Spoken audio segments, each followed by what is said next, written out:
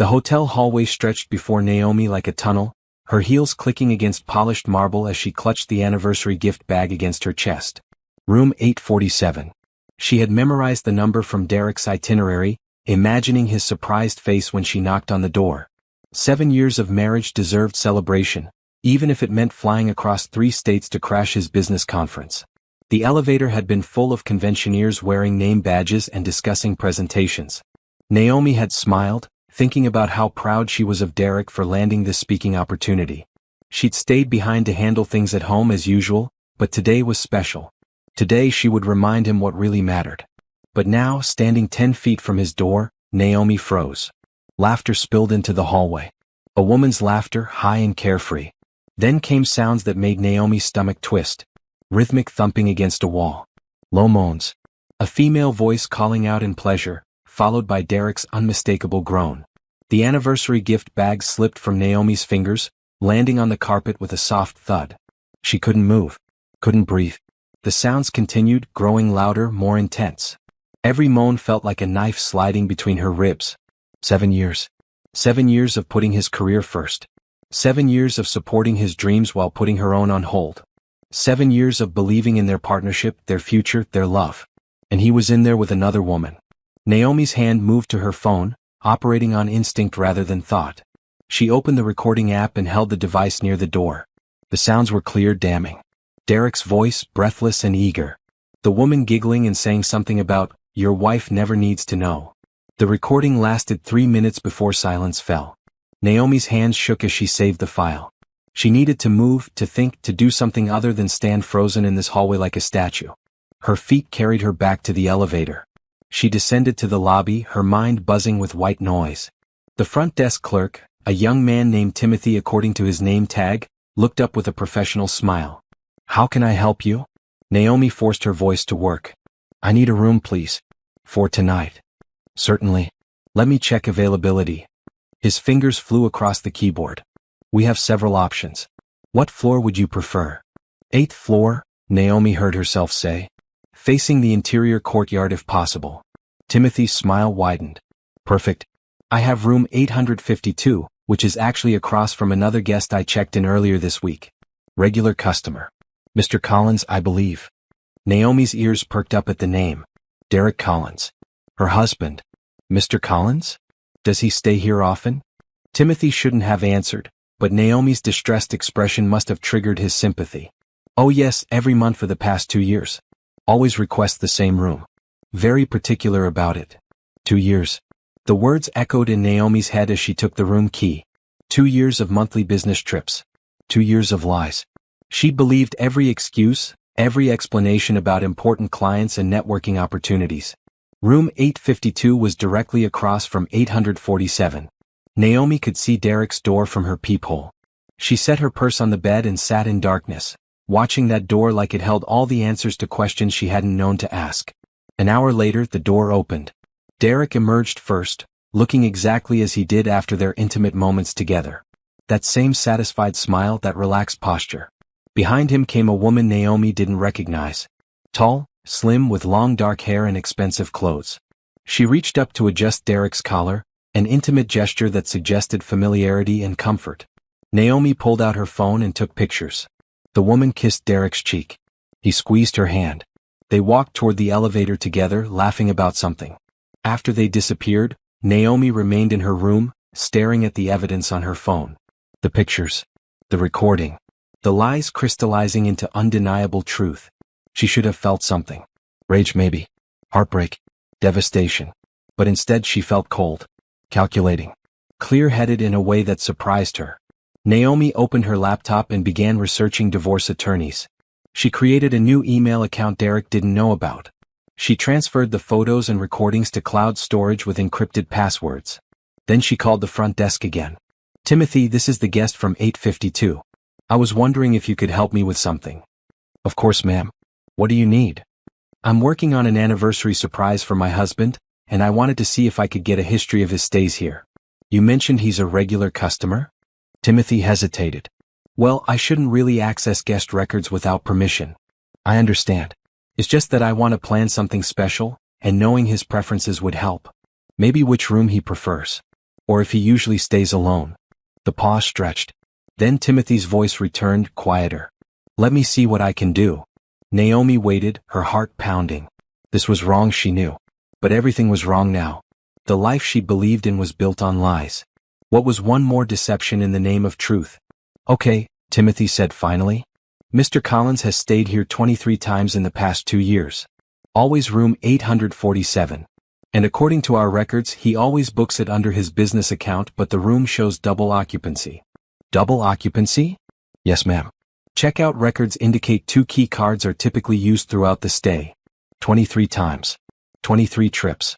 23 lies about working late, attending conferences, meeting with clients. 23 times he'd chosen someone else over their marriage. Thank you, Timothy, Naomi said softly. You've been very helpful. She ended the call and returned to her vigil at the peephole. Derek and the woman returned 2 hours later, carrying shopping bags and laughing. They disappeared into room 847 again, and Naomi watched the door close on another round of betrayal. But she didn't cry. She didn't scream or pound on the door demanding answers. Instead, she opened her laptop and began making lists. Things she needed to do. People she needed to contact. Evidence she needed to gather. The old Naomi, the one who had walked down this hallway an hour ago expecting romance and celebration, was gone. In her place stood someone new. Someone who understood that the best response to betrayal wasn't revenge in the traditional sense. It was preparation. As night fell over the hotel, Naomi sat in darkness across from her husband's room, making plans. The sounds that had shocked her in the hallway had transformed into something else now. Not heartbreak but fuel. Motivation. The catalyst for change. Derek thought she was at home, oblivious and trusting. He had no idea she was 10 feet away, documenting everything. Building a case. Preparing for war.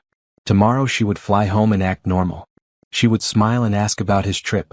She would pretend everything was fine while she gathered more evidence, consulted lawyers, and built an escape plan.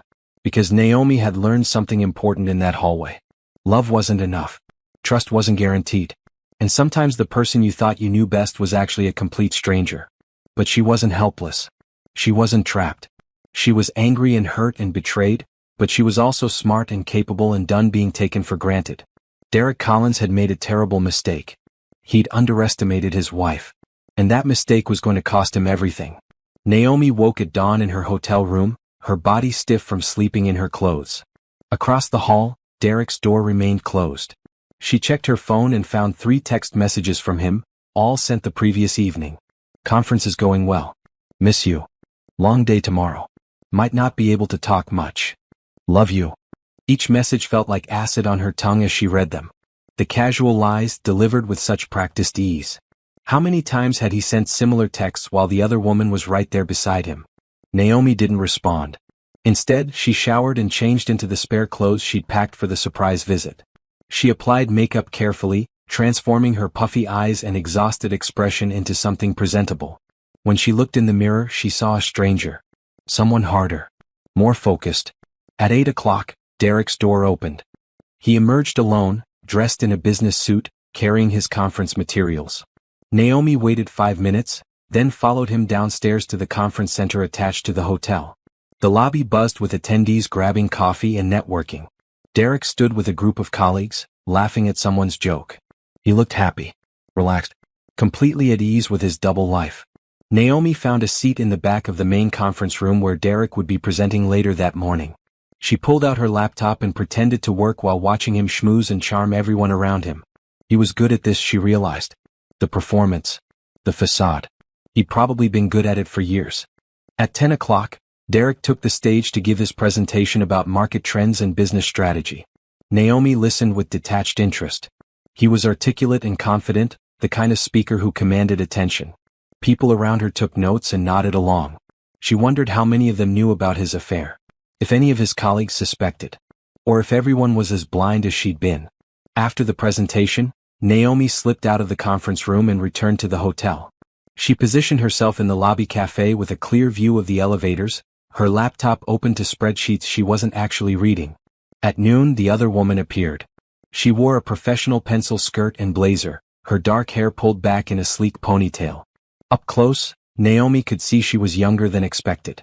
Late 20s, maybe 30. Pretty in a polished, corporate way. The woman headed straight for the elevators, checking her phone as she walked. Naomi stood and followed at a distance, catching the same elevator car. They rode in silence to the 8th floor. As expected, the woman went to room 847, using her key card to enter. Naomi returned to her room and continued her surveillance through the peephole, taking more photos, documenting everything. 30 minutes later, Derek returned. He knocked on 847, and the woman answered wearing significantly less clothing than before. They embraced in the doorway, kissing deeply before disappearing inside together.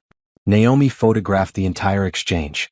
Then she sat on her bed and began reverse image searching photos of the woman she'd taken. It took 20 minutes of searching through corporate websites and LinkedIn profiles before she found a match. Simone Patterson, marketing director at Collins Financial Group, Derek's company. Naomi's heart sank further. Not only was Derek having an affair, but he'd done it with a subordinate. Someone he worked with every day. Someone Naomi had probably met at company events. She searched Simone's social media profiles next.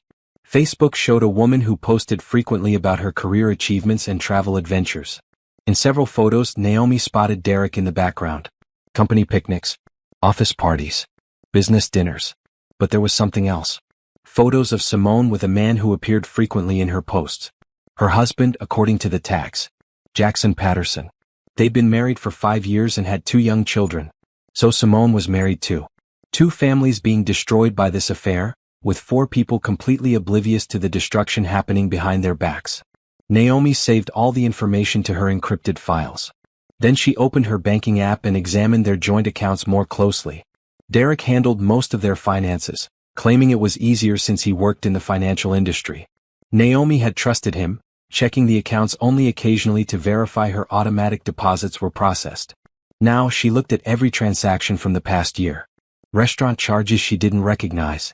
Hotel stays beyond the business trips he told her about. Cash withdrawals in amounts that didn't match their normal spending patterns. She compared these transactions to the dates Timothy had given her for Derek's hotel stays. The patterns matched perfectly. Every time Derek visited this hotel, their joint account showed unusual spending. But there was something else. Large transfers to an account Naomi didn't recognize. Thousands of dollars, moved systematically over the past year. She couldn't access the receiving account, but she could see the money leaving theirs. Derek was hiding money. Naomi pulled up their credit card statements next. More irregularities. Jewelry purchases she'd never received. Expensive gifts charged to their card but never mentioned. Weekend getaways to places they'd never visited together. She created a spreadsheet, documenting every suspicious transaction. By late afternoon, she'd identified over $30,000 in unexplained spending, plus another $50,000 transferred to the unknown account. As the sun set, Naomi realized she'd spent an entire day investigating her own husband like a detective on a case. She'd gathered more evidence than she'd thought possible. Photos, recordings, financial records, witness accounts from the hotel clerk. Derek had no idea what was coming. That evening, Derek and Simone left the hotel again for dinner. Naomi followed them to an upscale restaurant 3 blocks away. She watched through the window as they shared wine and dessert, holding hands across the table like young lovers. She took more photos. Then she called the front desk. "Timothy, this is Naomi from room 852. I have a strange question." "Sure, what's up?" "That credit card on file for my room? Can you tell me if it's been used for any other charges at the hotel? My husband handles our finances and I'm trying to track some expenses." "Let me check." Keys clicked. "No, just your room charge. But if you're asking about Mr. Collins's account, that one has multiple charges. Room service, spa services, gift shop purchases. All charged to the company card on file." Company card. Derek was using business funds for his affair. "Thank you, Timothy. That's exactly what I needed to know."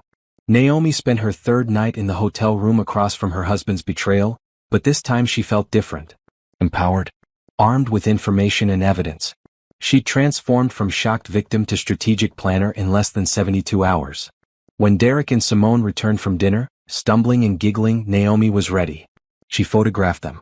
Recorded their conversation in the hallway about how Derek's boring wife would never suspect anything.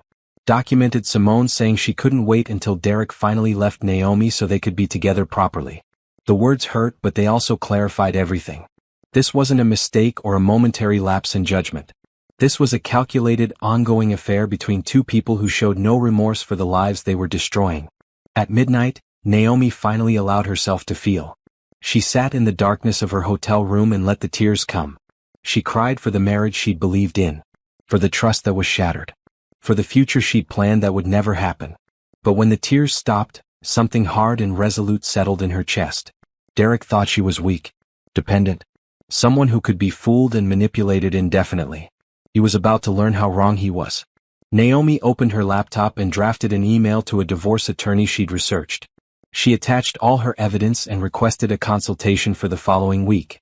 Then she booked a flight home for the morning, changed her social media passwords, and transferred $10,000 from their joint account into a new individual account she'd opened online. It was time to stop observing and start acting. The investigation phase was over. Now came the planning phase. And Naomi had always been excellent at planning. The flight home felt endless. Naomi stared out the airplane window at clouds, her mind replaying the past 3 days on repeat. Every image of Derek with Simone was burned into her memory. Every lie he'd told. Every moment she'd been blind to the truth. But she couldn't fall apart. Not yet. She needed to stay focused. When the plane landed, Naomi turned off airplane mode and immediately received a text from Derek. Conference wrapped up early. Heading home tomorrow instead of tonight. Love you. More lies. Naomi checked social media and found a post from Simone showing a sunset view from what looked like the hotel rooftop bar. The caption read, "Ending this trip on a high note." They were spending one more night together, believing they'd gotten away with it again. Naomi texted back, "Sounds good. See you tomorrow. Safe travels." She forced herself to add a heart emoji. Everything had to appear normal until she was ready. At home, Naomi walked through rooms that suddenly felt foreign. Wedding photos mocked her from the walls. Derek's belongings scattered throughout the house felt like invasions rather than shared space. Even their bed looked different now that she knew what he'd been doing in another one. She couldn't sleep there tonight. Instead, she made up the guest room and lay awake, staring at the ceiling, making mental lists. The next morning, Naomi's phone rang at 9. The divorce attorney, Judith Harrison, returning her late-night email. "Mrs. Collins, I received your message and reviewed your evidence.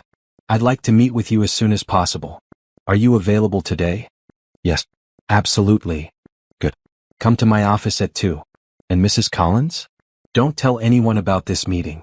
Not friends, not family. Especially not your husband."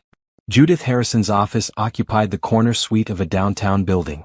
The attorney herself was in her 50s, with steel gray hair and sharp eyes that seemed to see everything. She gestured for Naomi to sit and immediately pulled up the evidence files on her computer.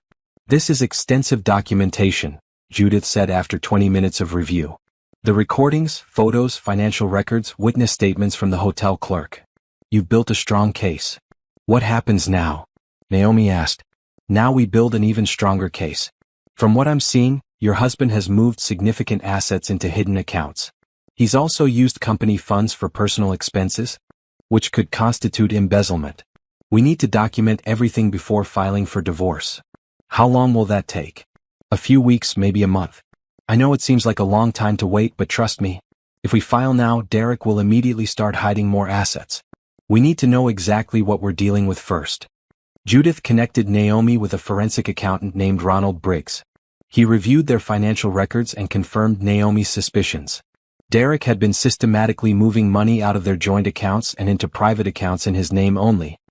"He's hidden about $80,000 so far," Ronald explained. "Based on these patterns, he's been doing this for at least 18 months. Possibly longer." "Can we get it back?" Naomi asked. "Absolutely. In a divorce, all marital assets are subject to division regardless of whose name they're under. But we need to trace every dollar before filing. Otherwise, he might move or hide more." Naomi left the meeting feeling overwhelmed but determined. She had a team now. People who knew what they were doing. People who believed her and wanted to help. That evening, Derek came home with flowers and takeout from Naomi's favorite restaurant. "I missed you," he said, kissing her cheek. "How was your week?" "Quiet," Naomi lied. "Same old routine." They ate dinner and watched television like a normal couple. Derek held her hand during the show. Told her about the conference, leaving out every detail that involved Simone. He was convincing, Naomi realized. If she didn't know better, she'd believe every word. "I have another trip next month," Derek mentioned casually. Same client, different city? Okay, Naomi said. Just let me know the dates. Inside she was screaming. But outside she smiled and nodded and played the role of trusting wife. Over the next 2 weeks, Naomi fell into a strange double life. During the day while Derek was at work, she met with Judith and Ronald. They traced financial records, discovered more hidden accounts, and built a comprehensive picture of Derek's deceptions. At night she came home and acted normal. She cooked meals, asked about his day, and even initiated intimate moments when Derek seemed to expect them. Each interaction felt like a performance, but she did it because Judith had been clear. Any sign that Naomi suspected something would cause Derek to destroy evidence and hide more assets. But the deception was exhausting.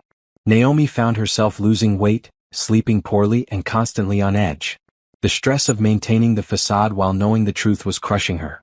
Then came an unexpected text message. It was from her former mentor, Dr. Patricia Winters, the CEO of a pharmaceutical company where Naomi had worked before marrying Derek. Naomi had quit that job 7 years ago when Derek got promoted and needed someone to manage their home life. Patricia had been disappointed but understood. Naomi, long time. Are you free for coffee? I'd love to catch up. Naomi almost declined. But something made her say yes. They met at a cafe downtown the following week. Patricia looked exactly the same, confident, professional, warm. She asked about Naomi's life, and for the first time since discovering Derek's affair, Naomi felt the urge to tell the truth. Actually, things aren't great, Naomi admitted. My marriage is ending. I just haven't told my husband yet. Patricia's expression shifted to concern. I'm so sorry. Are you okay? I will be. I'm working with a lawyer. Just trying to figure out what comes next. What about your career? Are you working now? Naomi shook her head. I've been focused on supporting Derek's career. I do some volunteer work, but nothing serious. Patricia leaned forward.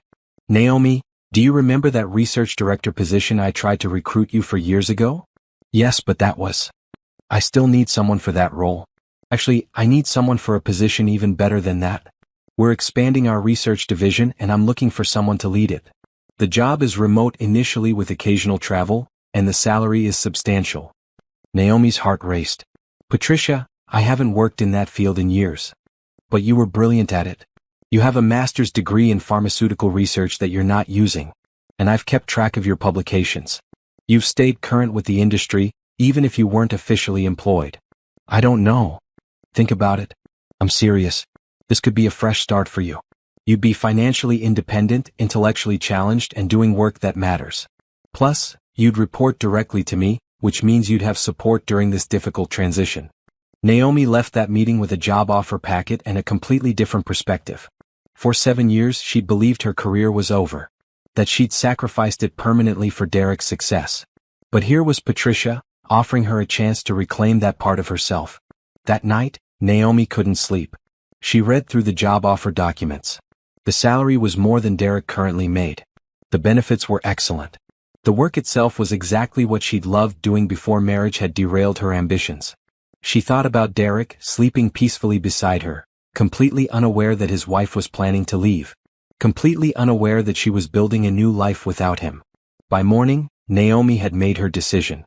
She emailed Patricia, I accept the position. When do I start? The response came within an hour, next Monday. Welcome back, Naomi. I'm so glad you're joining us. Naomi walked into Judith's office that afternoon with new energy. I got a job, she announced. A really good job. One that will make me financially independent from Derek. Judith smiled. Perfect timing. We're almost ready to file. I'd say we have another 2 weeks of preparation, and then we'll be ready to serve him with papers. 2 more weeks of pretending, Naomi said. 2 more weeks of preparation, Judith corrected. You're not pretending. You're planning. And when this is over, you'll have everything you need to start fresh. Naomi left the meeting feeling something she hadn't felt in weeks. Hope. Derek thought he held all the power. He thought she was dependent on him, trapped by their shared finances and her lack of career. He'd underestimated her completely. And that underestimation was going to be his biggest mistake. Monday morning arrived with unseasonable coldness. Naomi stood in front of her closet, selecting professional clothes she hadn't worn in years. The suit jacket felt strange on her shoulders, like putting on a costume from another life. But it also felt right. Going somewhere? Derek asked from the bed, checking his phone. Just meeting some friends for lunch, Naomi lied smoothly. I thought I'd dress up for once. That's nice. You should get out more. He didn't look up from his screen as he said it. Naomi bit back a sharp response. Instead, she smiled and grabbed her purse. Have a good day at work. Patricia's office was in a modern building across town. The research facility took up 3 floors, and Naomi's new office occupied a corner space with windows overlooking the city. Her desk held a new computer, research journals, and a nameplate that read, Dr. Naomi Collins, Director of Research Development. Welcome to your new kingdom, Patricia said, appearing in the doorway. Ready for your first day? The work was challenging but exhilarating. Naomi spent the morning being introduced to her team, reviewing current research projects, and familiarizing herself with the company's goals and objectives. By lunch, her brain felt alive in ways it hadn't in years. She met with laboratory directors, discussed clinical trial protocols, and offered insights on research methodologies. Her team members were impressed with her knowledge and asked intelligent questions. For the first time since finding Derek with Simone, Naomi felt like herself again. By the time she left at 5, she'd accomplished more than she'd expected. Patricia caught her at the elevator. You did great today, Patricia said. I knew bringing you back was the right choice. How are you holding up with everything else? I'm managing, Naomi admitted. It's hard living a double life, but it won't be much longer. If you need anything, I'm here. And Naomi? You're stronger than you realize. At home, Naomi changed back into casual clothes before Derek arrived. She had dinner prepared, the house was clean, and she looked exactly like she had every other day.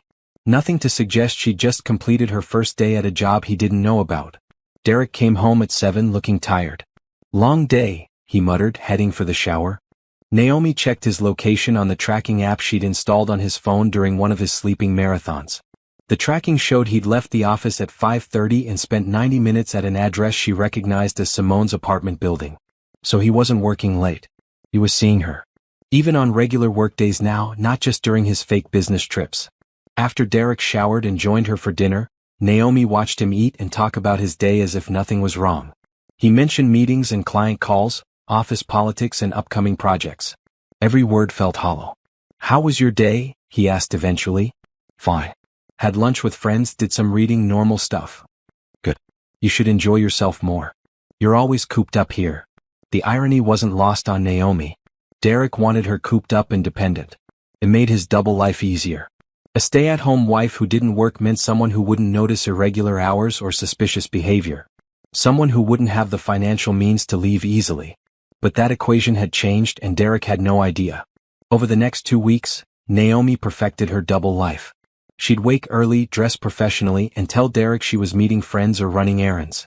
Then she'd go to work, where she thrived in her new role. Her team respected her. Projects moved forward under her guidance. Patricia praised her contributions regularly. At the office, Naomi was Dr. Collins, the brilliant researcher who'd returned to save their research division. At home, she was Naomi the wife, cooking dinner and asking about Derek's day. The deception was exhausting but necessary. And with each passing day, Ronald the forensic accountant uncovered more of Derek's financial lies. He's got 4 separate accounts we've identified so far, Ronald explained during one of their secret meetings. Total hidden assets are around $120,000. He's also been using the company credit card for personal expenses totaling about $55,000 over 2 years. Can the company press charges? Naomi asked. If they wanted to. That's embezzlement. But it's up to them whether to pursue it legally. Judith added, we'll include all of this in the divorce filing. Derek will have to account for every dollar. And the company card misuse gives us additional leverage. Naomi's phone buzzed with a text from Derek. Working late tonight. Client emergency. Don't wait up. She checked the tracking app. He was at Simone's apartment again. He's with her right now, Naomi told Judith and Ronald. Says he's working late. Judith made a note. Good. We'll need those location records for the divorce proceedings. Every lie helps our case. That evening, Naomi sat alone in her home and opened Derek's laptop. She knew his passwords, he'd never bothered to hide them from her. Within minutes, she was reading his emails. The correspondence between Derek and Simone was extensive. Hundreds of emails over 2 years, many explicit and romantic. They discussed their future together, with Derek promising repeatedly that he'd leave Naomi soon. But there was something else in the emails. plans for a trip to Europe they were taking next month. Derek had told Naomi he was attending a conference in Chicago. Instead, he and Simone were planning 2 weeks in Paris and Rome, charged entirely to the company card. Naomi forwarded all the emails to her encrypted account. Then she found something that made her blood run cold. A file labeled Prenuptial Agreement Draft. She opened it. Derek had consulted an attorney about creating a postnuptial agreement that would protect his assets in case of divorce. The document was designed to leave Naomi with almost nothing if they split up. He'd been planning this. Planning to trap her legally while continuing his affair. Planning to have both his marriage and his mistress, with a safety net in place to protect himself if anything went wrong. The document was dated 6 months ago, but apparently, Derek had never worked up the courage to ask Naomi to sign it. Probably because even he realized how suspicious it would look. Naomi printed the file and added it to her evidence folder. Then she searched Derek's browser history. Jewelry stores. Hotel bookings. Romantic restaurants. All the things he'd done with Simone but never with Naomi anymore. She found receipts for a diamond bracelet, weekend getaways and expensive gifts. Nothing she'd ever received. Her phone rang. It was Patricia. "Hey, I know it's late but I wanted to check in. How are you doing?" Naomi looked at Derek's laptop screen, filled with evidence of his betrayal. "I'm okay. Just gathering more evidence. Are you almost ready to file?" "Soon. My lawyer says another week or 2. "Good. Because I've been thinking about your career trajectory here. Naomi, you're exceptional at this work. I want to promote you to Vice President of Research within 6 months if you continue performing at this level." The offer stunned Naomi into silence. "Vice President? You're doing the work of a VP already? Your insights have already improved 3 of our struggling projects. The team respects you. You deserve recognition and compensation that matches your contributions." After hanging up, Naomi sat in Derek's home office, surrounded by evidence of his lies, and felt something shift inside her. She'd spent weeks being angry, hurt, and betrayed. But now she felt something else entirely. She felt powerful. Derek thought he was so clever. Hiding money, planning escape routes, keeping her dependent and oblivious. But while he was busy lying and scheming, Naomi had built an entirely new life. A career that would soon surpass his. A support system that believed in her. Financial independence he didn't know about. She'd been so focused on his betrayal that she hadn't realized what she'd accomplished. In a few short weeks, she transformed from a dependent housewife into a successful professional with excellent prospects. Derek's phone rang from the bedroom. Naomi walked in and saw Simone's name on the screen. The call went to voicemail and moments later a text appeared, "Miss you already. Can't wait for Paris." Paris. The trip Derek thought was his secret reward for years of successful deception. Naomi smiled grimly. She knew exactly when that trip was scheduled. And she had plans of her own. When Derek finally came home at midnight, Naomi pretended to be asleep. He slipped into bed beside her, smelling of unfamiliar perfume, and immediately passed out. Naomi lay awake thinking about the next 2 weeks. The final evidence gathering. The preparation for what came next. The moment when Derek's carefully constructed lies would collapse around him. He had no idea what was coming. No idea that his wife had transformed from victim to strategist. No idea that every lie he told was being documented, every secret uncovered, every scheme exposed. And when it all came crashing down, Naomi would be ready. Not broken. Not desperate. But strong, employed, and completely prepared to leave him in the ruins of his own making. The best revenge, Naomi was learning, wasn't hurting the person who hurt you. It was building a life so good that their absence became irrelevant.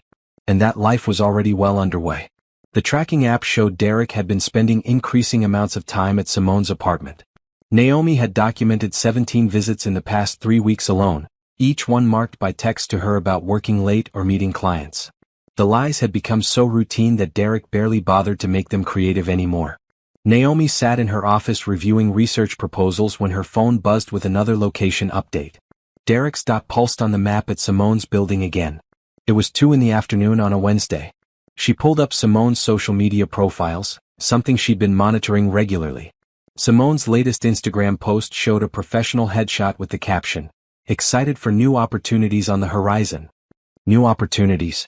Naomi wondered if that meant Derek had finally promised to leave his wife for real this time. But there was something else Naomi had been tracking. Simone's husband, Jackson Patterson. His social media presence was much more active than his wife's, filled with photos of his 2 children and posts about his work as a physical therapist. In every photo, Jackson looked happy, present, completely unaware that his wife was destroying their marriage. Naomi had been wrestling with a moral question for days. Should she tell Jackson? He deserved to know just as she deserved to know. But involving him felt risky and complicated. Then fate made the decision for her. Naomi was leaving her office building one evening when she nearly collided with someone carrying grocery bags. The bags fell and they both bent to pick them up. That evening, Naomi attended a work function with Patricia. It was a pharmaceutical industry networking event, and several of their competitors were present. During cocktail hour, Patricia introduced Naomi to various colleagues and executives. Dr. Collins is leading our research division, Patricia told a group of industry leaders. She's already revolutionized several of our protocols. One executive, a woman named Dr. Sharon Moore, was particularly interested in Naomi's work. They talked for nearly an hour about research methodologies and clinical trial designs. We're looking for someone with your expertise for a consultant position, Dr. Moore said eventually. Would you be interested in discussing it? Potentially, Naomi said. Though I'm very happy in my current role. Of course. But keep it in mind. The position is flexible and pays extremely well. Patricia pulled Naomi aside later. That was Dr. Moore from Prescott Pharmaceuticals. They're one of the biggest companies in the industry. If they're recruiting you after one conversation, you're making quite an impression. Naomi felt a surge of pride. A month ago, she'd been a housewife with no career prospects. Now she had multiple companies interested in her expertise. When she got home, Derek was already there, packing for his upcoming Chicago conference. When do you leave? Naomi asked. Friday morning. I'll be gone for 4 days. 4 days. But the tracking app and hotel confirmation Naomi had found showed Derek and Simone were actually taking a 10-day trip to Europe. Derek planned to tell Naomi about the extra 6 days after he left, claiming the conference was extended. That's a long time, Naomi said carefully. Will you be able to call? The conference schedule is pretty packed, but I'll try. More lies delivered so smoothly. Naomi wondered how she'd ever believe them. Thursday evening, Naomi's phone rang with an unknown number. She almost didn't answer, but something made her pick up. Naomi? This is Jackson Patterson. I hope it's okay that I called.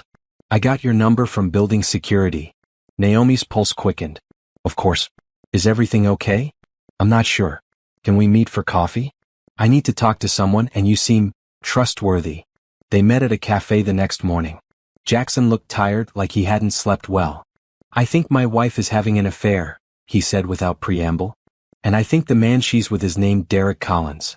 Naomi's carefully neutral expression didn't change. What makes you think that? Jackson pulled out his phone and showed Naomi a series of photos. Simone and Derek at restaurants, entering hotels together. The same photos Naomi had taken herself, but from different angles. I've been following her, Jackson admitted. After our conversations I started paying attention. The pieces didn't add up.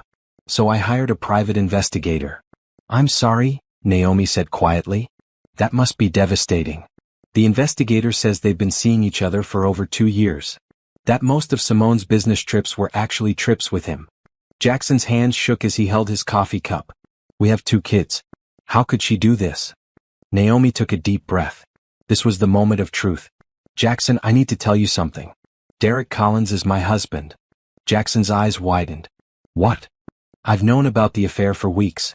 I've been gathering evidence for a divorce.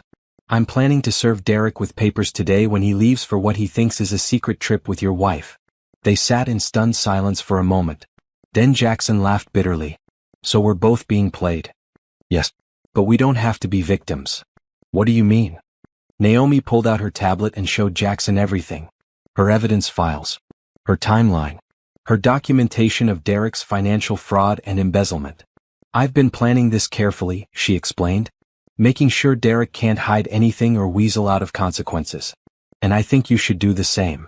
Jackson looked at the evidence, his expression hardening. You're right. I can't just fall apart.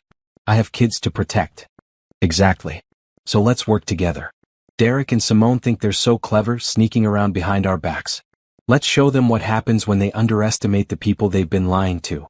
By the time they left the cafe 2 hours later, Jackson and Naomi had a plan. They would both file for divorce simultaneously while Derek and Simone were in Paris. Papers would be served to both of them at the airport when they returned in front of each other, so neither could deny or hide the affair anymore. Jackson would also contact Derek's company about the misuse of company funds. The evidence Naomi had gathered would support an investigation into Derek's professional conduct. "Thank you," Jackson said as they parted ways. "For being honest with me. For not letting me stay in the dark. We deserve better," Naomi said simply. "Both of us."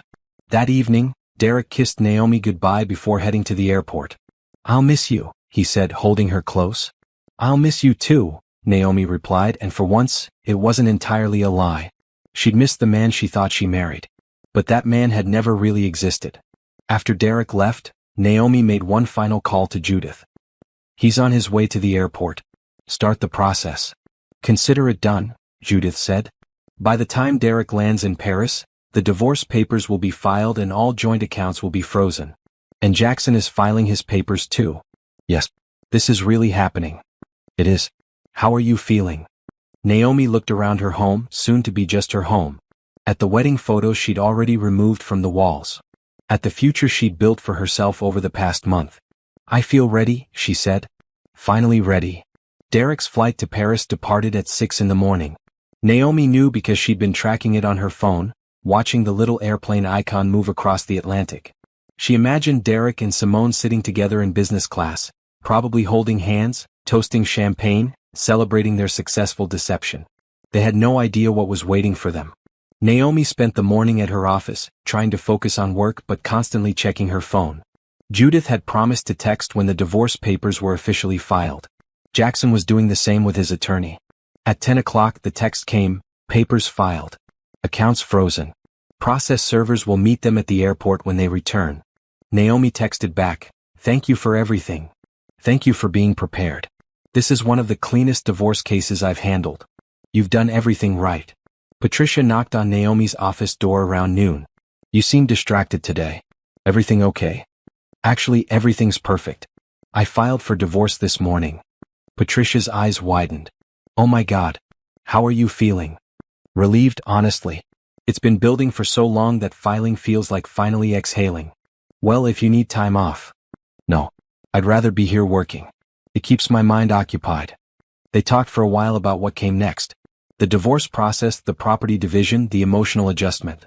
Patricia shared her own divorce story from years ago, and her journey to building a successful career afterward. "You're doing this the right way," Patricia told her. "Getting your finances in order first, securing employment, building a support system. Some people leave marriages with nothing. You're leaving with power." That evening, Naomi met Jackson at a restaurant to finalize their coordinated plans. He'd also filed for divorce that morning and looked simultaneously relieved and devastated. "My kids are going to be so confused," he said quietly. "They love their mom. They don't understand why daddy is sad all the time." "They'll understand eventually," Naomi said. "And you're protecting them by standing up for yourself. You're showing them that you deserve respect and honesty." "I called Derek's company today," Jackson said. "Spoke to someone in HR and corporate compliance. Told them I had evidence that one of their employees was misusing company funds for personal expenses. They seemed very interested." "What did you send them?" "Everything you gave me. The receipts, the hotel charges, the credit card statements. I also mentioned that the employee was having an affair with a subordinate, which apparently violates their ethics policy." Naomi hadn't considered that angle. Derek's been having an affair with someone who reports to him? Not directly, but they're in the same chain of command. According to the company handbook, any romantic relationship between employees in the same division must be disclosed to HR. Derek and Simone never disclosed anything. The corporate consequences were piling up faster than Naomi had anticipated. Derek wasn't just losing his marriage, he was potentially losing his career too. Over the next week, while Derek and Simone enjoyed Paris, Naomi's life transformed rapidly. The divorce filing became public record, and several of their mutual friends reached out with shocked messages. "I can't believe Derek would do that. Are you okay? If you need anything, let me know." Naomi appreciated the support but kept her responses brief. She didn't want to spend energy managing other people's reactions to her divorce. She had work to do. At the office, her research team completed a major project milestone ahead of schedule. Patricia called a meeting to announce that their division had secured a significant grant based on Naomi's proposal. "This is a career-defining achievement," Patricia told the team. Dr. Collins has brought innovation and excellence to our work, and this grant validates everything we've been doing. After the meeting, Patricia pulled Naomi aside. I'm accelerating your promotion timeline. You're officially our Vice President of Research Development as of today. But you said 6 months. You've earned it now. The grant alone justifies the promotion, not to mention everything else you've accomplished. Congratulations, Naomi. You deserve this.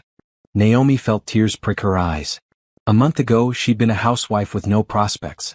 Now she was a vice president at a major pharmaceutical company, earning more than Derek ever had. On day 8 of Derek's trip, Naomi received a panicked call from an unknown number. She answered cautiously. Naomi? It was Derek's mother. What's going on? Derek called me saying something about divorce papers? Hello, Margaret. Yes, I filed for divorce. But why? You two were so happy. We weren't happy, Margaret.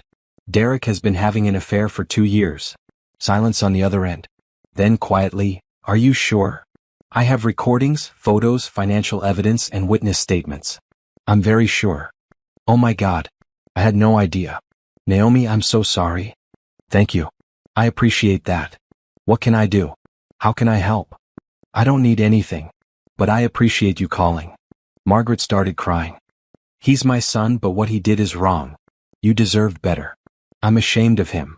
The conversation left Naomi feeling oddly touched. She'd expected Derek's family to defend him or blame her. Instead, his mother was offering support. On day 9, Jackson called with an update. Derek's company has opened a formal investigation. They're auditing all his expense reports for the past 3 years. And apparently, there have been complaints about him and Simone from other employees that were never properly investigated. What kind of complaints? Favoritism. Simone getting special treatment, better projects, higher bonuses than colleagues with similar performance. The company is taking it seriously. Everything was falling into place exactly as planned. Derek and Simone were in Paris, completely oblivious to the hurricane forming back home. On day 10, their flight home landed at 8 in the evening. Naomi and Jackson had coordinated with their attorneys to have process servers waiting at baggage claim. They'd also both agreed to be there in person, wanting Derek and Simone to see them together, united in knowing the truth. Naomi stood near the international arrivals area, her heart pounding. Jackson stood beside her, his jaw clenched with tension. I'm nervous, Jackson admitted. Me too. But we're doing the right thing. At 8:45, passengers from the Paris flight began emerging. Naomi spotted Derek and Simone immediately. They walked side by side, laughing about something, pulling matching luggage. They looked tanned and relaxed, like people without a care in the world. Then Derek saw Naomi. His face went white. He stopped walking so abruptly that Simone stumbled into him. Simone followed his gaze and froze too when she saw Jackson standing beside Naomi. Derek Collins? A man in a suit approached with paperwork. You've been served. Simone Patterson? A woman approached Simone simultaneously. You've been served. Derek took the papers with shaking hands. Simone started crying immediately, mascara running down her cheeks. Naomi, what is this? Derek's voice cracked. What are you doing? Filing for divorce, Naomi said calmly. For adultery, financial fraud, and misuse of marital assets. You can't do this. We need to talk about this. There's nothing to talk about. I have recordings of you with Simone in hotel rooms. Photos of you together over 2 years. Financial records of money you've hidden. And witness statements confirming your affair. Derek looked at Jackson desperately, as if another betrayed spouse might offer sympathy. Instead, Jackson said coldly, I'm divorcing Simone for the same reasons. You two deserve each other. Simone was sobbing now. Jackson, please let me explain. Don't, Jackson cut her off. Just don't. I'm taking the kids and filing for full custody based on your pattern of deception and poor judgment. You can fight it if you want, but I have the same evidence Naomi does. Airport security started approaching, drawn by the commotion. The process servers finished their job and left. Derek and Simone stood surrounded by luggage and legal papers, the remnants of their romantic vacation scattered around them. Naomi, please, Derek tried again. We can fix this. It was a mistake. I love you. No, you don't, Naomi said simply. And honestly, I don't love you either anymore. I'm not even angry anymore. I'm just done. She turned and walked away, Jackson beside her. Behind them, Derek called her name repeatedly, but Naomi didn't look back. In the parking garage, Jackson and Naomi stood by their cars for a moment. "That was intense," Jackson said. "It was necessary. Thank you for including me. For making sure Simone couldn't hide from the truth. We're in this together. Both victims of the same lies." They hugged briefly, two people bonded by betrayal but choosing dignity over destruction. Driving home, Naomi felt lighter than she had in weeks. The confrontation was over. Derek knew she was serious. And now came the next phase, actually building her new life. Her phone buzzed with a text from Judith. "Heard it went perfectly. Derek tried calling my office 17 times in the past hour. I'm not answering." Naomi smiled and responded, "Good. Let him sweat." Another text came through, this time from Derek. "Please talk to me. We can work through this." Naomi blocked his number. Then came a text from Patricia. "Proud of you. See you Monday." And one from Ronald, the forensic accountant. "Divorce papers are filed. Derek's accounts are frozen. He can't hide anything now." Naomi pulled into her driveway and sat in her car for a moment, looking at the house she'd soon be selling. The home she'd shared with Derek for 7 years. The place where she'd been happy, before realizing it was all built on lies. But she wasn't sad. She was ready. Ready to move forward. Ready to embrace the life she'd been building in secret. Ready to be the person she'd forgotten she could be. Derek had underestimated her completely. He'd thought she was weak and dependent, someone who could be manipulated indefinitely. But he'd been wrong. And now he was going to spend a very long time dealing with the consequences of that mistake. Naomi woke the next morning to 73 missed calls from Derek. She turned off her phone after blocking his number, but he'd apparently tried calling from other numbers throughout the night. Each voicemail was more desperate than the last. "Naomi, please. We need to talk. This is crazy. You're overreacting." "Fine, I made a mistake, but you're throwing away our marriage over one mistake? You're being vindictive and cruel. I'll do anything to fix this. Please just talk to me." Naomi deleted all the messages without listening to most of them. There was nothing Derek could say that would change anything now. Her doorbell rang at 7 in the morning. Naomi looked through the peephole and saw Derek standing on her porch, looking disheveled and exhausted. She didn't open the door. "Naomi, I know you're in there. Open the door." She called Judith instead. "Derek is at my house demanding to talk. Do not engage with him. If he doesn't leave, call the police. We have a restraining order ready to file if necessary." Naomi texted Derek from her blocked number, "Leave my property or I'm calling the police. All communication goes through my attorney." Derek pounded on the door a few more times, then finally left.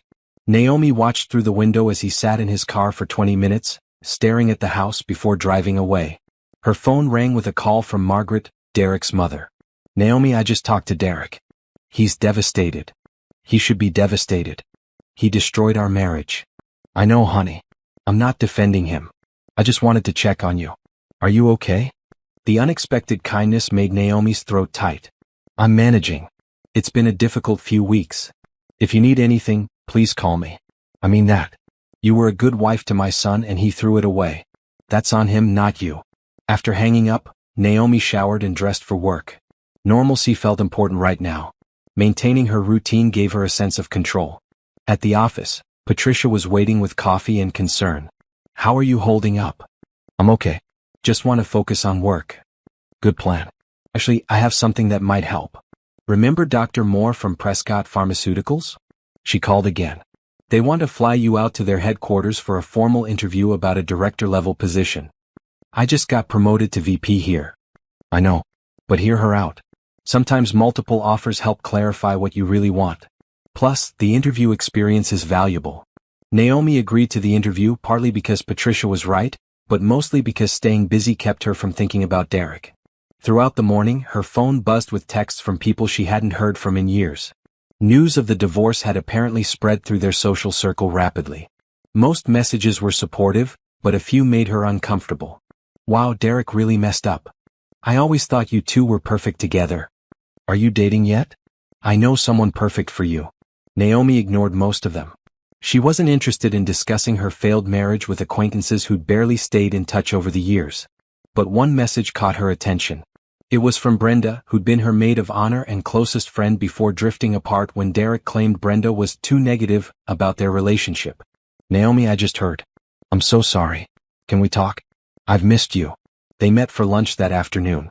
Brenda hugged her tightly and immediately started crying. "I should have said something years ago," Brenda said. "I thought Derek was isolating you from your friends. But I didn't want to overstep." "You were right," Naomi admitted. "He did isolate me. Slowly. Until I didn't have anyone but him. Well, you have me now. Whatever you need." They talked for 2 hours, catching up on 7 years of lost friendship. Brenda had gotten married, had a son, and was running her own marketing company. She'd thought about reaching out to Naomi many times but worried she wasn't welcome anymore. "Derek made it clear he didn't like me," Brenda said. "He always had an excuse why you couldn't hang out. I figured eventually you'd chosen him over our friendship." "I never chose that," Naomi said. "He just made it so difficult to maintain friendships that it was easier to give up." That evening, Jackson called with an update. Derek's company completed their initial investigation. He's been terminated for misuse of company funds and violation of ethics policies. They fired him? Immediately. They're also pursuing legal action to recover the money he spent. It's not looking good for him. Naomi felt a complicated mix of emotions. Part of her felt vindicated. But part of her felt sad that Derek had destroyed his own career along with their marriage. "How's Simone?" Naomi asked. "Also fired." Apparently, the affair was an open secret in the office, and several employees filed complaints that went ignored. The company is cleaning house. So both Derek and Simone had lost their jobs, their marriages, and their reputations in one spectacular implosion. Naomi tried to feel guilty about her role in that, but couldn't quite manage it. They'd made their choices. Over the next 2 weeks, Derek's attempts to contact Naomi escalated and then gradually faded. He tried everything, calling from different numbers, showing up at her house, sending flowers with apologetic notes, even trying to contact her through mutual friends. Naomi remained firm. All communication went through Judith. She didn't read his letters or listen to his voicemails. There was nothing he could say that would change her mind. The divorce proceedings moved quickly since Naomi had documented everything so thoroughly. Derek's attorney tried to argue for reconciliation counseling, but Judith shut that down immediately. "My client has no interest in reconciliation. Your client committed adultery, financial fraud, and emotional abuse. We're moving forward with the divorce." Derek tried claiming he deserved half the house, despite Naomi having made the down payment from her inheritance. He wanted alimony, despite having earned more than Naomi during their marriage. He wanted to keep the hidden accounts, claiming that money was his personal savings. Judith dismantled every argument with documented evidence. The house was Naomi's. The hidden accounts were marital property. And Derek wasn't entitled to alimony given his infidelity and fraud. "Your client should be grateful my client isn't pressing charges for theft of marital assets," Judith told Derek's attorney during a mediation session Naomi didn't attend. The hidden accounts alone constitute financial fraud within a marriage. Meanwhile, Simone's divorce from Jackson was proceeding similarly. Jackson had filed for full custody of their children based on Simone's pattern of deception and poor judgment. Simone's attorney tried to argue that an affair didn't make someone a bad parent, but Jackson's evidence of neglect and absence was damning. "She missed multiple school events because she was with Derek," Jackson told Naomi during one of their support calls. "She lied to our kids about where she was. She put her affair above her responsibilities as a mother." A month after the airport confrontation, Derek's financial situation had completely collapsed. Without his job, he couldn't afford his expensive lifestyle. His credit cards were maxed out from legal fees. His apartment was small and cheap. His car had been repossessed when he couldn't make payments. Naomi heard all of this through Margaret, who stayed in touch despite her son's protests. "He's asking his father and me for money," Margaret told Naomi. "We said no. He needs to face the consequences of his choices." "That must be hard for you," Naomi said. "It is. But enabling him won't help him learn. He destroyed a good marriage, threw away a successful career, and hurt multiple people because he was selfish and cowardly. He needs to rebuild his life from the bottom up." Simone's situation was similar. Without her job or Jackson's income, she'd moved back in with her parents. Her children stayed with Jackson most of the time, visiting her on supervised weekends. Her social media, once filled with polished photos and career updates, had gone dark. Derek and Simone's relationship had imploded almost immediately. Whatever fantasy they'd been living collapsed under the weight of reality. With no money, no jobs, and no future together, they'd quickly turned on each other. Naomi heard through mutual contacts that Simone blamed Derek for pushing the affair. Derek blamed Simone for not being worth losing everything. They'd gone from partners in deception to bitter enemies in a matter of weeks. They deserve each other, Jackson said when Naomi mentioned this. Actually, they deserve what they're getting, Naomi corrected. Each other was just a fantasy. This is reality. 2 months after filing for divorce, Naomi's settlement was finalized. She got the house, half of all assets including the hidden accounts, and a portion of Derek's future earnings for 3 years to compensate for her sacrificed career years. The total amount was more than enough to secure her financial future. Derek got nothing but debt and regret. Simone's divorce was equally brutal. Jackson got full custody, the house, and most of their savings. Simone got supervised visitation and child support obligations she could barely afford. On the day her divorce was officially finalized, Naomi stood in Judith's office holding the decree. "Congratulations," Judith said. "You're officially divorced and set up for success. You did everything right. I couldn't have done it without you. You did most of the work yourself. The documentation, the planning, the strength to follow through. I just handled the legal paperwork." Naomi left the attorney's office and drove to her house now, not Derek's. She walked through rooms that felt different without his presence. Lighter. More peaceful. She'd redecorated in the past month, removing all traces of their marriage. The wedding photos were gone. His belongings had been packed up and given to his parents. Even the furniture had been replaced with pieces Naomi chose herself. This was her space now. Her sanctuary. Her foundation for building something new. She poured a glass of wine and sat on her new couch, looking out at the backyard where she'd planned to raise children with Derek. That future was gone, but somehow she didn't mourn it anymore.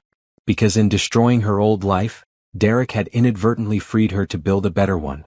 Derek's fall from grace accelerated in the weeks following the divorce finalization. Naomi heard updates through various channels, each one painting a picture of someone whose life had completely unraveled. His company's legal department filed a lawsuit against him for the $55,000 in misused company funds. Without a job or income, Derek couldn't afford a proper defense attorney. The court ruled against him, ordering repayment with interest plus additional penalties. But Derek had no money to pay. His credit was destroyed. His bank accounts were nearly empty after legal fees and basic living expenses. The court ordered wage garnishment on any future earnings, meaning a significant portion of whatever Derek eventually earned would go directly to his former employer. Margaret called Naomi one evening with an update. "Derek's father and I sat him down yesterday. Told him he needs to get his life together. We offered to help him find a job, but he has to actually try." How did he respond?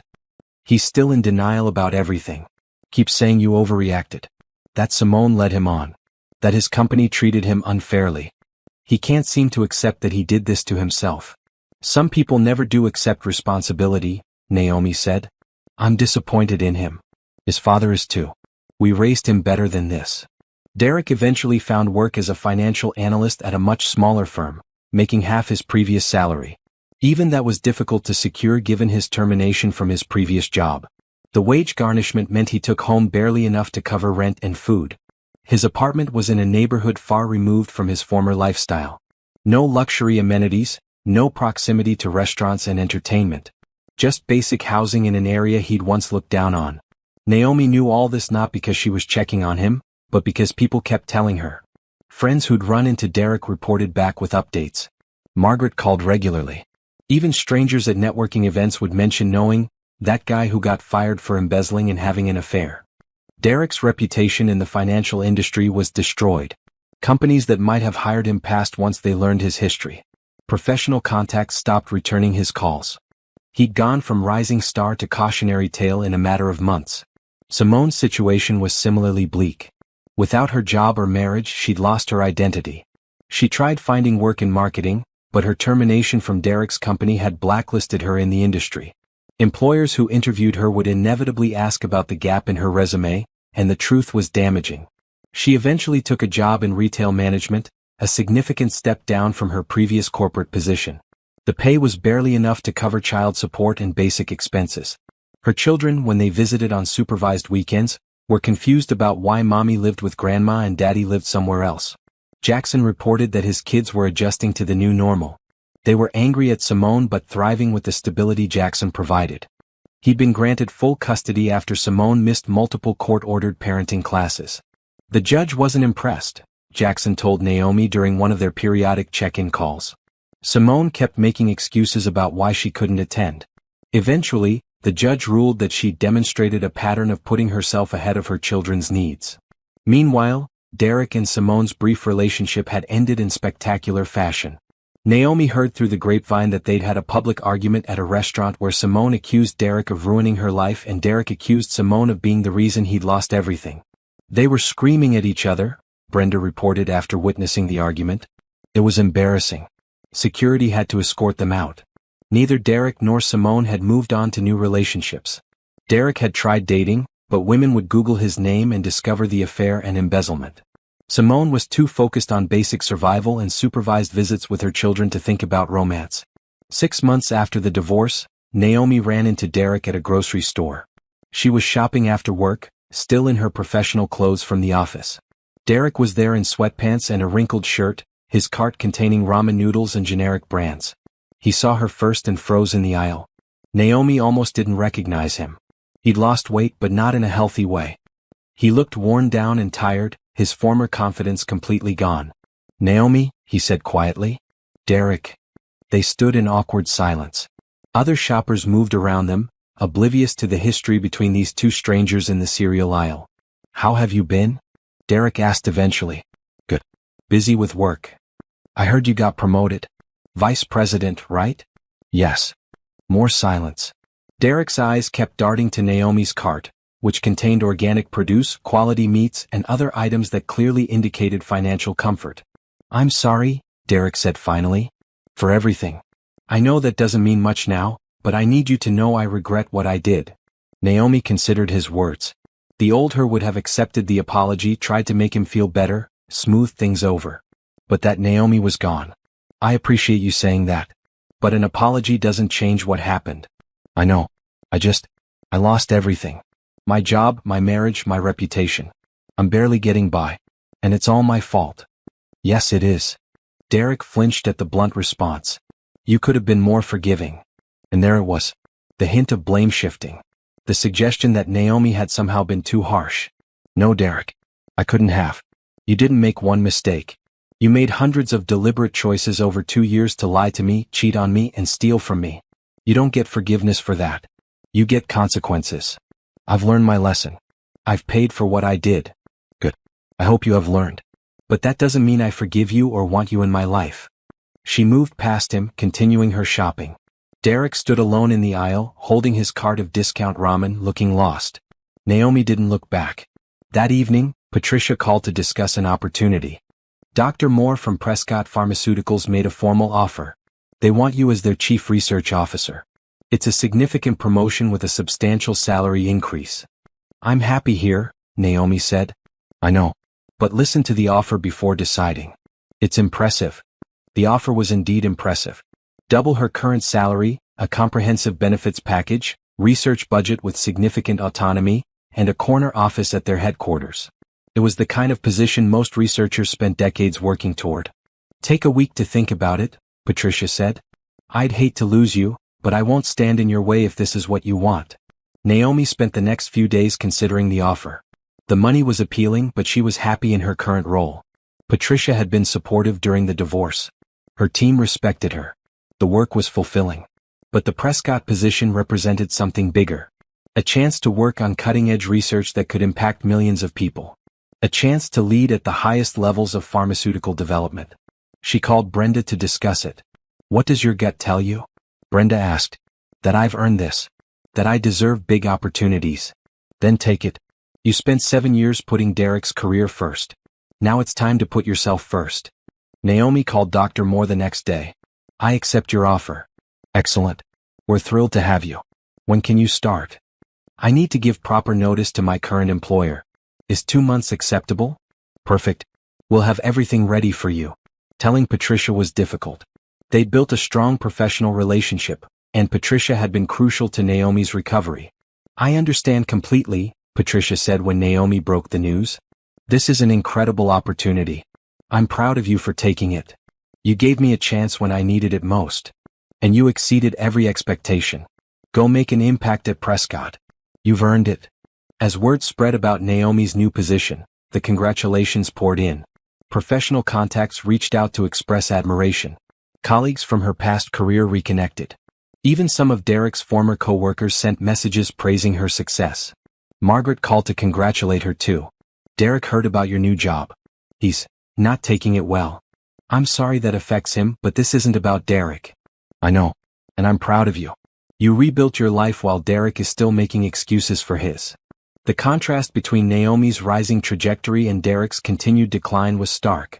She was ascending to executive leadership in a major company. He was struggling to make rent on a tiny apartment. She'd built a support network of friends and colleagues. He'd alienated nearly everyone who'd once cared about him. She was thriving. He was surviving. And while Naomi felt no pleasure in Derek's suffering, she also felt no guilt about her success. She'd earned every opportunity through hard work and determination. Derek's failures were consequences of his own choices. On her last day at Patricia's company, the team threw her a farewell party. People shared stories about projects they'd worked on together and expressed sadness about her departure. You transformed this division, one colleague said. We'll miss your leadership. Patricia gave a speech about Naomi's contributions and wished her success in the new role. You came here during one of the hardest periods of your life, Patricia told the assembled team. And you didn't just survive, you excelled. That shows character and strength. Prescott is lucky to have you. Driving home that evening, Naomi reflected on the past 6 months. She'd gone from discovering her husband's affair to building a successful career and landing an executive position. She'd survived the worst betrayal of her life and emerged stronger. Derek had gone from successful financial advisor to unemployed, divorced, and in debt. He'd lost everything because he'd valued his affair more than his marriage, his integrity, or his future. The contrast wasn't about revenge. Naomi hadn't set out to destroy Derek's life. She'd simply refused to be destroyed by his lies. And in refusing to be a victim, she'd become the architect of her own success. 6 months post-divorce, Naomi's life had transformed completely. She stood in her new corner office at Prescott Pharmaceuticals, looking out over the city skyline, still adjusting to the reality of her new role. Chief Research Officer. The title felt both earned and surreal. 2 years ago, she'd been a housewife who'd given up her career. Now she led research initiatives affecting millions of patients worldwide. Her first major decision had been restructuring the research division to focus on underserved medical needs. Projects that had languished under previous leadership were revived. New partnerships with academic institutions brought fresh perspectives. The division hummed with renewed energy.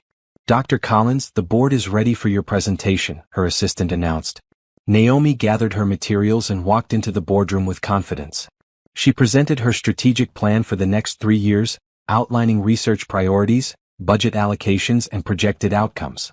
The board asked probing questions, and Naomi answered each one with detailed knowledge and clear vision. After the meeting, the CEO pulled her aside. That was impressive. The board is very pleased with the direction you're taking us. Keep it up. Professionally, everything was clicking into place. But Naomi had also focused on rebuilding other parts of her life that Derek had diminished. She'd reconnected with Brenda, who'd become a regular fixture in her life again. They met for dinner weekly, sharing updates and supporting each other through life's challenges. Brenda had introduced Naomi to her circle of friends, expanding Naomi's social network beyond what it had been during her marriage. You seem lighter, Brenda observed during one dinner. Like you're finally relaxed. I am. For the first time in years, I'm not walking on eggshells. I'm not worrying about someone else's mood or schedule. I'm just living. Naomi had also started volunteering at a women's shelter on weekends. She'd found the organization while researching support resources during her divorce, and their mission resonated with her. Every Saturday morning, she led a workshop on financial literacy for women leaving abusive or difficult situations. Many women stay in bad marriages because they don't think they can survive financially, the shelter director had explained when recruiting Naomi. Your story could help them see another path. During her workshops, Naomi taught basic budgeting, how to open independent bank accounts, understanding credit scores, and planning for financial independence. She shared her own story of discovering Derek's hidden accounts and rebuilding her finances from that betrayal. I was married to a financial professional who stole from me, Naomi told one group of women. If it can happen to me, it can happen to anyone. But you can recover. You can rebuild. I'm proof of that. The women asked questions about everything from opening secret bank accounts to hiding evidence to navigating divorce proceedings. Naomi answered honestly, sharing both her successes and her moments of doubt. One woman approached her after a session with tears in her eyes. "Thank you. My husband controls all our money. I've been afraid to leave because I don't know how I'd survive. But hearing you talk about your planning, maybe I can do that too." "You can," Naomi assured her. "And we'll help you figure out how." The volunteer work was fulfilling in ways Naomi hadn't expected. Each woman she helped felt like a small victory against the fear and control that had defined her own marriage. She'd also started therapy. At first, Naomi had been skeptical about needing it. She'd handled the divorce practically and successfully. Why did she need to process feelings she'd already moved past?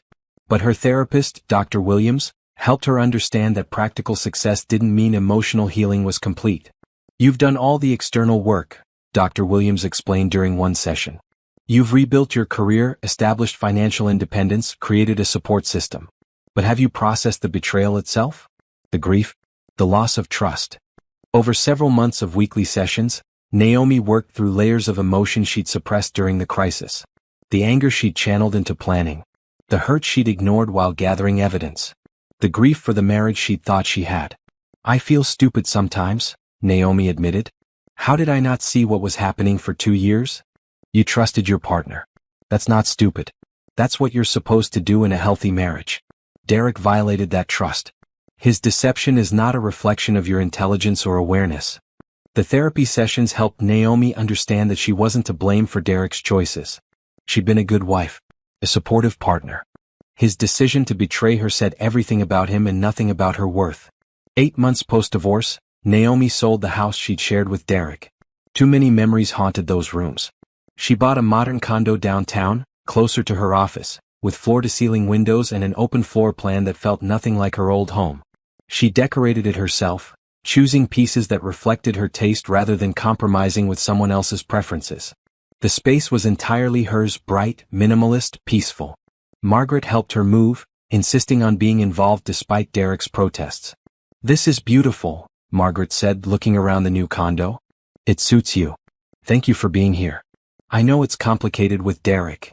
You were my daughter-in-law for 7 years. That meant something to me.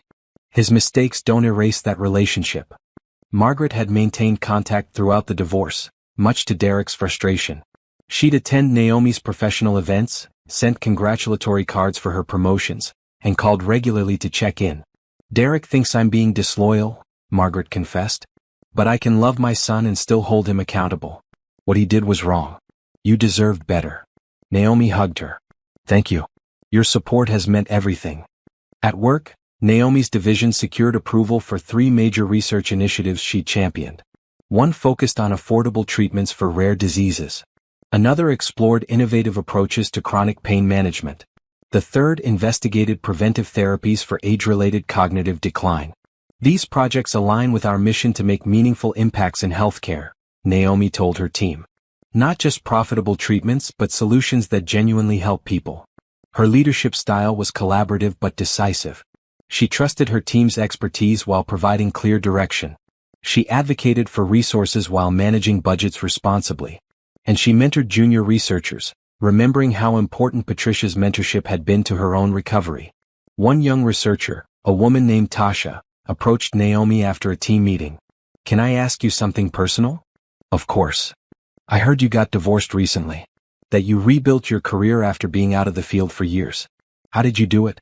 I'm going through something similar and feel completely lost." Naomi shared her story honestly, including the pain and uncertainty. But she also emphasized the importance of taking action despite fear. "You can't control what others do to you," Naomi explained. "But you can control how you respond.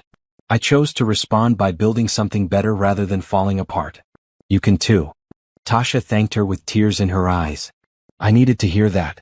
Everyone tells me to stay for the kids or give him another chance. But I know what I know. He's not going to change. Then trust your instincts. And start planning your exit carefully." Helping Tasha reminded Naomi of how far she'd come.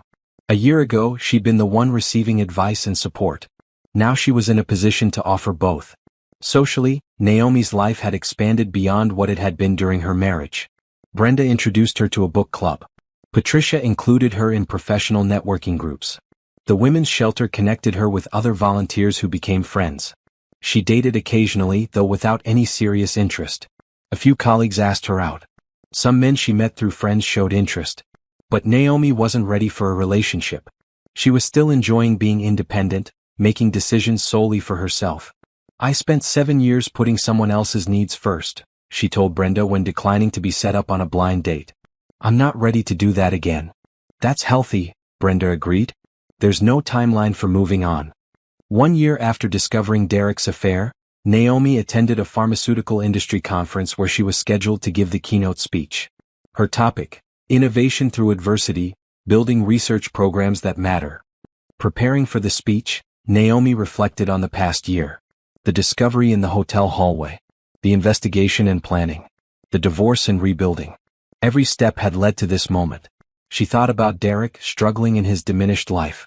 About Simone, living with her parents and fighting for limited time with her children. About Jackson building a stable home for his kids. About the women at the shelter planning their own escapes. Everyone's story was different, but they all shared common themes. Betrayal, choice, consequence, and the possibility of rebuilding. The night before her keynote, Naomi got an unexpected call from an unknown number. She almost didn't answer, but something made her pick up. "Naomi? This is Simone." Naomi's first instinct was to hang up. But curiosity kept her on the line. "What do you want?" I wanted to apologize. For what I did. For the affair. For helping destroy your marriage. It's a year too late for apologies. I know. But I needed you to know I'm sorry. I was selfish and cruel, and I've spent this year paying for it. You did more than that. You helped Derek steal from me. You celebrated destroying my life." Simone started crying. "I know. I was terrible. I thought I was in love, but really I was just selfish. And now I've lost everything that actually mattered. My kids barely speak to me. My career is gone. My reputation is destroyed. And you want what from me? Sympathy? No. I just wanted you to know I'm sorry. And that seeing what you've built, what you've accomplished. I'm ashamed of trying to hurt someone like you." Naomi was quiet for a moment. Part of her wanted to revel in Simone's misery. But mostly she just felt tired of the whole thing. "I appreciate you calling. But I don't forgive you. And I don't want to hear from you again." "I understand. Goodbye, Naomi." After hanging up, Naomi sat in her hotel room thinking about forgiveness. She'd forgiven Derek's mother for staying in her life despite family pressure. She'd forgiven herself for not seeing the affair sooner. But she didn't forgive Derek or Simone for their choices. And that was okay. Forgiveness wasn't required for healing. Moving forward didn't mean forgetting what happened or pretending it didn't matter. She'd healed by building a life so fulfilling that Derek and Simone's betrayal became just one chapter in a much larger story. The next morning, Naomi stood on stage in front of 500 pharmaceutical industry leaders and delivered her keynote speech. She talked about overcoming adversity, finding strength in difficulty, and building meaningful programs from the ground up. She didn't mention her divorce. But everything she said was informed by that experience. The resilience she developed. The determination to build something meaningful. The understanding that crisis could be a catalyst for growth. The audience gave her a standing ovation. Several executives approached afterward to offer congratulations and explore potential collaborations. Flying home that evening, Naomi looked out at clouds lit by sunset and felt genuinely happy. Not just content or coping, but truly happy. She'd survived betrayal and emerged stronger. She'd rebuilt her career and exceeded her own expectations. She'd helped others while healing herself. She'd created a life she was proud of. Derek had tried to diminish her, control her, and keep her dependent. Instead, he'd freed her to become more than she'd ever been in their marriage. And that, Naomi realized, was the sweetest revenge of all. 15 months after discovering Derek's affair, Naomi stood in a Prescott Pharmaceuticals conference room negotiating a partnership with one of the largest healthcare systems in the country. The deal would expand their research capabilities and bring cutting-edge treatments to underserved communities. "Dr. Collins, your vision for this partnership aligns perfectly with our mission," the healthcare CEO said. "We're excited to move forward." After the meeting, Naomi's assistant delivered a message. "Dr. Moore wants to see you in her office." Dr. Moore, who'd recruited Naomi and was now her close colleague, gestured for Naomi to sit. "I'm retiring next year," Dr. Moore announced without preamble. "What? You can't be serious." "I'm 68. It's time. But more importantly, I'm recommending you as my successor." Naomi felt her heart skip. Successor for what? Chief Scientific Officer. You'd oversee all research, development, and innovation across the entire company. It's the position I've held for 12 years. I've only been here 18 months. And in that time, you've revolutionized our research division, secured major partnerships, and demonstrated leadership that exceeds your years of experience. The board agrees with my recommendation. I don't know what to say. Say you'll consider it. You have time to think about it. But Naomi, you're ready for this. You've earned it. That evening, Naomi called Brenda to process the news. Chief Scientific Officer? That's incredible. It's also terrifying. That's one of the highest positions in pharmaceutical leadership. People work decades to reach that level. And you've proven you deserve it. Stop doubting yourself. The next day, Naomi visited the women's shelter for her regular Saturday workshop. She'd been volunteering for over a year now, and many of the women had made significant progress toward independence. One woman, Rita, approached Naomi after the session. I wanted you to know I left him. Last week. I followed your plan, documented everything, and filed for divorce. How are you doing? Scared. But also relieved. I got a job, opened my own bank account, and moved into a small apartment. It's not much, but it's mine. That's everything, Naomi said, hugging her. You did the hard part. Another woman, Jennifer, shared that she'd been offered a management position at work. I never would have applied if you hadn't encouraged me. I thought I wasn't qualified. But I got the job. These moments of watching other women reclaim their power and independence filled Naomi with purpose. Her own experience wasn't just about her anymore. It was about showing others what was possible. That afternoon, Naomi's phone rang with Margaret's number. Naomi, I wanted to tell you before you heard it elsewhere. Derek is getting married. Naomi felt a flicker of surprise but no pain. Really? To whom? Some woman he met at his new job. It's very fast, they've only been dating a few months. I think he's trying to prove he's moved on. I hope it works out for him. You mean that? I do. I'm not angry at Derek anymore. I'm just indifferent. His life doesn't affect mine anymore. You're remarkably gracious about this. I'm just happy. And his happiness or lack thereof doesn't change mine. That evening, alone in her condo, Naomi reflected on Margaret's news. Derek was getting married again, probably repeating the same patterns with someone new. Simone was still struggling to rebuild her relationship with her children. Jackson had started dating someone who treated his kids with kindness and respect. Everyone was moving forward in their own way. A month later, Naomi accepted the position as Chief Scientific Officer. The announcement made industry headlines. She was the youngest person to hold the position at Prescott and one of few women in such a senior scientific leadership role in the pharmaceutical industry. Her first major initiative as CSO was launching a program to make essential medications more affordable in developing countries. She also established a mentorship program pairing senior researchers with women and minorities entering the field. You're not just leading research, Patricia told her during a congratulatory lunch. You're changing the culture. Someone did that for me when I needed it most, Naomi said. Now I'm paying it forward. 6 months into her new role, Naomi attended an industry gala where she was receiving a leadership award. She wore an emerald green gown, her hair styled elegantly, feeling confident and powerful. During the cocktail hour, someone tapped her shoulder. She turned to find Derek standing there, looking uncomfortable in an ill-fitting suit. His new wife stood beside him, a nervous-looking woman who seemed out of place at the formal event.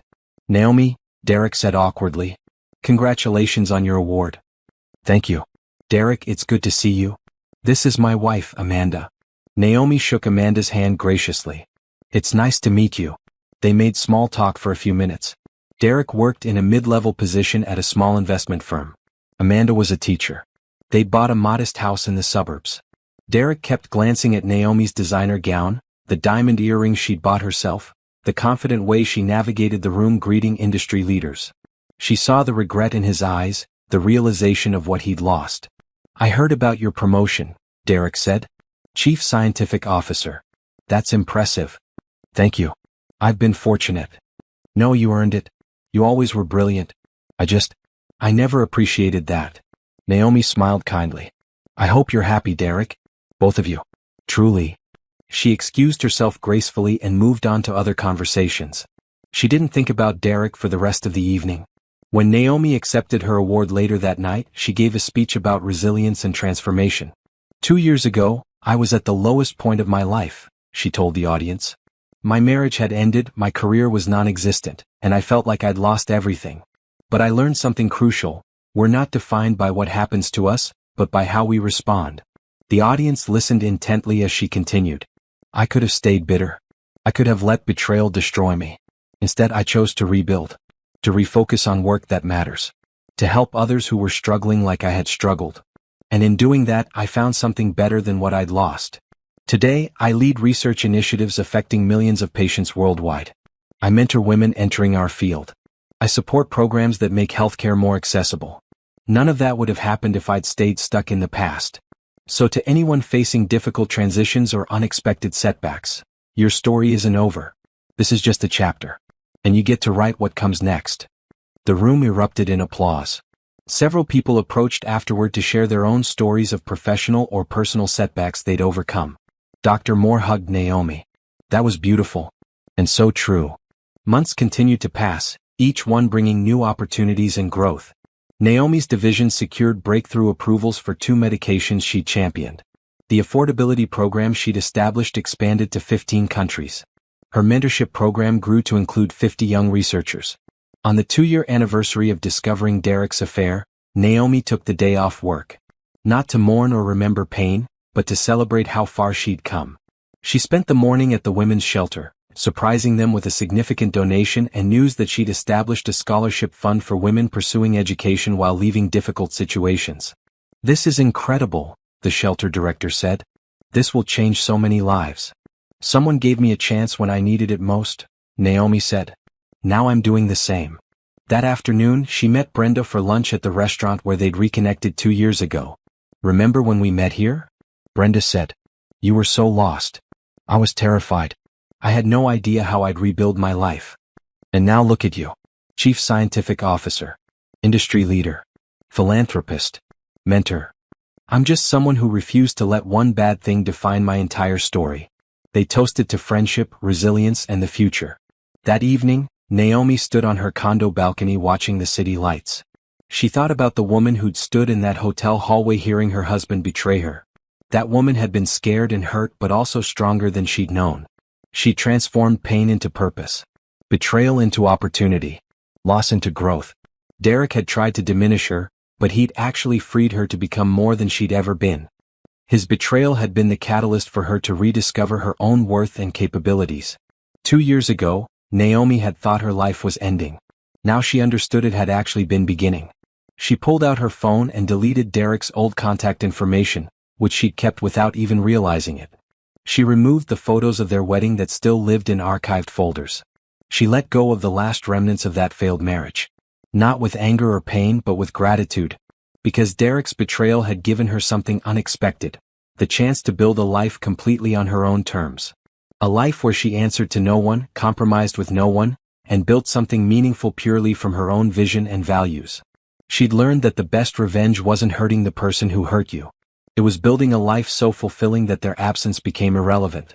It was succeeding so thoroughly that their betrayal became just a minor chapter in a much larger story. Naomi had done that. She'd taken the worst day of her life and used it as a foundation for building the best life she could imagine. And as she looked out over the city, feeling peaceful and powerful and genuinely happy, she realized something profound. She'd won. Not because Derek lost, but because she'd refused to lose herself in the process of losing him. She'd emerged from betrayal not as a victim but as a victor. Not broken but strengthened. Not diminished but expanded. The journey from that hotel hallway to this balcony had been difficult, painful, and sometimes overwhelming. But it had also been transformative in ways she couldn't have imagined. Naomi smiled, raised her glass to the city lights and toasted to herself. To resilience. To growth. To becoming. And to the sweet taste of success earned through strength, determination, and an unwavering belief that she deserved better. The story that had started with shocking betrayal had ended with triumphant transformation. And Naomi Collins, PhD, Chief Scientific Officer, mentor, philanthropist, and survivor, was just getting started.